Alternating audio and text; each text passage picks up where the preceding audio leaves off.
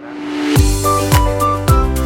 Dementia వచ్చిన వయసు బట్టి డిఫరెంట్ టైప్స్ ఆఫ్ డిమెన్షియా ఏంటి దాని గురించి వివరిస్తాను.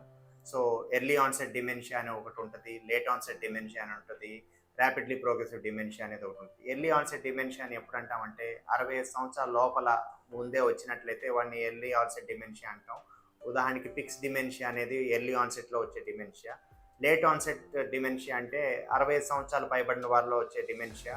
ఉదాహరణకి అల్జైమర్స్ డిమెన్షియా అనేది ఒక example of late onset dementia.